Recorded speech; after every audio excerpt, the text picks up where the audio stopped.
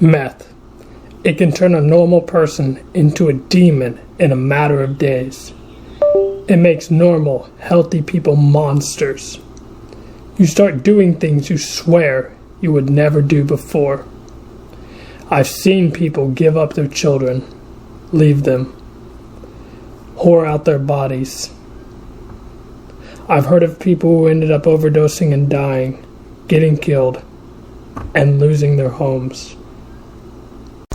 For the meth addict, it was one day at a time. They couldn't see the future. They could only see how to get more meth. How do they get more meth? There have been people who have given up everything to this. They know what they're doing is wrong, but meth comes before everything. It's not like these people do this with the idea of becoming addicts, but it's that first use. Once you come down, you've never felt anything quite like it. It's the highest of highs, followed by the lowest of lows. The worst part is you hate yourself every single time you pick it up and use it. You're disgusted by the person you've become and your actions. It's even harder when you think about the person that you could have become, the bright future you were supposed to have. You're never going to be the same person after you use it, even just once. There is no going back.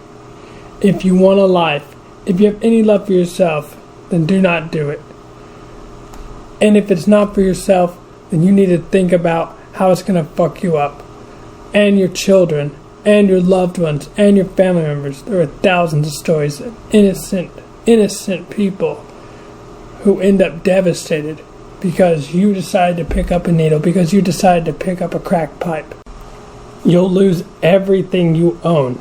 You'll sell your TV, you'll sell your food, you'll sell your furniture, you'll sell your body, you'll sell everything. You'll be in a shitty apartment with no running water or power. You lose all contact with friends, and the people that you do end up around are only there because they share one common interest: shooting up. But you best believe they would kill you for a hit if they could get away with it.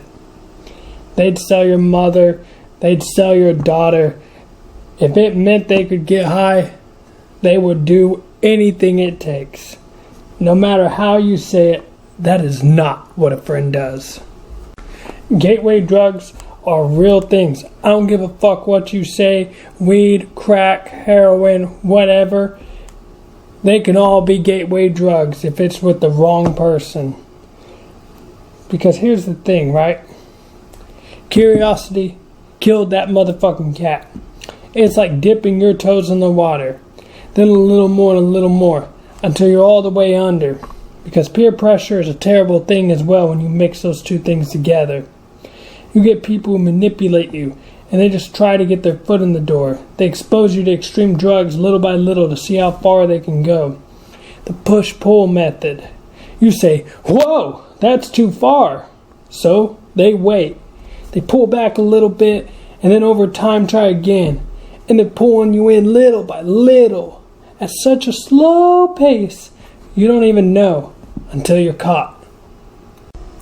The worst part is you don't even realize how much of a fucking moron you sound. You're so detached from reality that the shit you're saying and doing and hearing and feeling, all your perceptions, all your sensations only make sense to you. Take a listen to this small clip here and tell me that this doesn't sound like the most bonkers shit ever. But to the meth addict, this makes perfect sense. It's just another day in the life. I gotta get out of here. Man, oh man, I thought, well, the whole night Emworth went on his tippy toes, man, because they don't want to touch the smell, man. I thought, oh, I gotta get out of here, run for your life. What the fuck are you talking about? I told James, man, we gotta get the hell out of here and hightail it. Yeah, totally. The whole world is, I tell you what, man, when you see it and you think to yourself, what the fuck is that smell? You went, yeah, I know. I tell you what, man. You're fucking, Perfect surgeon! I win! Wow! I tell you what, man, I thought, never in all my day, I thought, Lord, it's because he wants me to have a baby out of bullshit! fucking shit. No, not in one goddamn day. And there's a goddamn asshole. Oh my Hey, you want god. that Chris, huh? And there's a fucking help, mother help! You can protect me with all balls, bitch. God went to heaven. Oh, you're wild, man. God went to There's a saying that I always really liked, and it goes something like this. If a person cannot be a role model for you, allow them to be a powerful warning for you. I've heard before, again, that age-old thing about, I'll just try it this one time, I'll just do it this one time. How many of these motherfuckers do you think said the same goddamn thing, and now look at them? This is a gamble. This is a bet. One that if you lose, the stakes are insurmountable. You are not going to be able to pay up. And even if you could, the price, the cost of admission for failure, it's just not worth it. And you and I both know that. What's even worse is many addicts aren't just fighting the addiction. Many addicts, they don't have a strong support system of loved ones. They don't have a stable job. They're not even happy. They're treated as subhumans by much of the community, which only adds to the self-hatred that drives them back to this cycle of using drugs so they can feel better. It creates an us versus them mentality. Everybody else is the enemy, while those people look at the drug addicts as scumbag subhumans, and so they're battling against each other instead of working with one another to help clean up the community. And because of that, they're never going to go looking for help from people who don't seem helpful.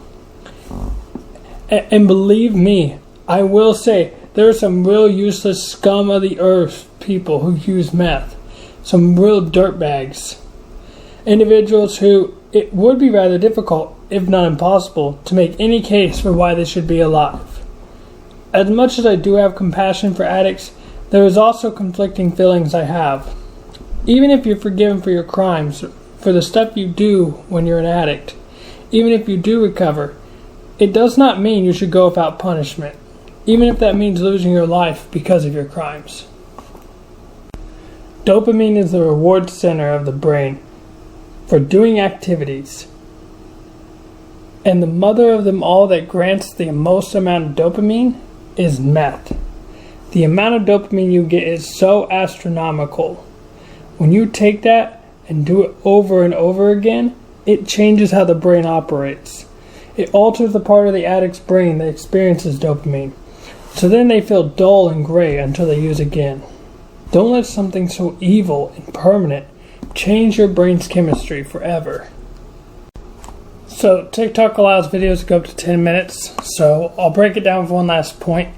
And depending on how this video does, we may do a part 2, 3, 4, etc. Again, depending on how the video does. But meth psychosis. People hear about it all the time, but let me just tell you some of the things you can expect, right? After a few days of meth psychosis, of staying up all night and barely eating anything, you'll notice you're you're losing a lot of weight, you're sluggish, you might watch porn constantly, you see people all the time where they're kind of bopping and they're kind of jiving, they're dancing around and they're singing to themselves on the street, right, doing that slurred shit they do. It's because there's a soundtrack playing in their head. It's like they can hear the soundtrack in their head as if they were listening to music on earbuds. So you're like, well, what the fuck are they doing? Well, they're jiving out to music, right? Well, I've seen meth addicts who will stand in a mirror trying to give themselves a perfect haircut down the last little hair follicle for hours, trying to line up everything perfectly for like 3 to 6 hours, which is fucking weird. Or you'll see shadows walking, hear whispering voices. I mean, these are just a few of the many things. I mean, the classic bugs crawling in your skin. So yeah, obviously sufficient to say, drugs are bad, stay away from them.